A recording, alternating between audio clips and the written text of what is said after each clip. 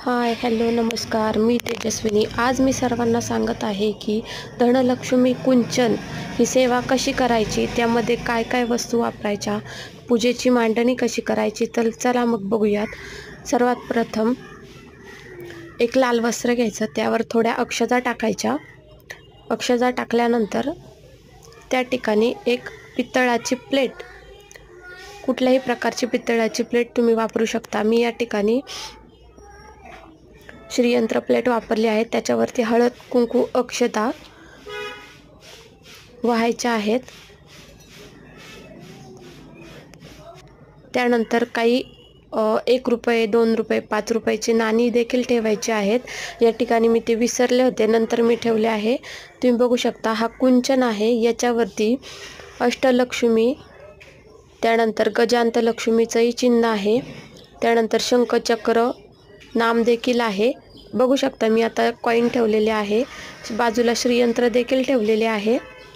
श्रीयंत्राला देखील मी हळद कुंकू अक्षता वाहून घेतलेल्या आहेत।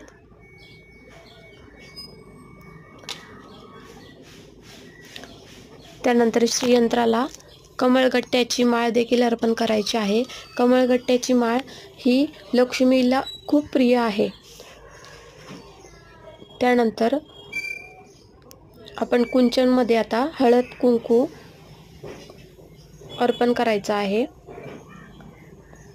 तुम्ही बघू शकता मी या ठिकाणी हळद कुंकू आणि अक्षता अर्पण केलेले आहे। त्यानंतर थोडे थोडे करत असे तांदूळ आपल्याला त्याच्यामध्ये अर्पण करायचे आहेत।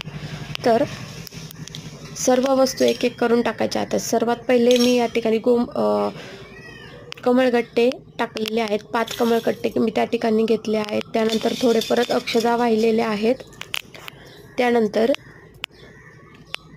5 गोमूती चक्र मी या ठिकाणी घेतलेले आहेत, ते देखील मी कुंचनमध्ये अर्पण केलेले आहेत। त्यानंतर पुन्हा थोड्या अक्षता अर्पण करायच्या। थोडं थोडं करत आपल्याला कुंचन भरायचं आहे। त्यानंतर या ठिकाणी 5 पिवळ्या कवड्या, हे जे सर्व साहित्य आहे हे लक्ष्मी मातेला खूप प्रिय आहे। त्यानंतर थोड्या अक्षता टाकून घ्यायच्या। त्यानंतर पुन्हा एक लक्ष्मी कवडी या ठिकाणी मी अर्पण केलेली आहे। तुम्ही बघू शकता सर्व सामान असं थोडे थोडे सामान टाकल्यानंतर अक्षता त्या ठिकाणी टाकायचे आहे। एक छोटंसं हळकुंड घेतलेलं आहे, परत थोड्या अक्षता घेतलेल्या आहेत।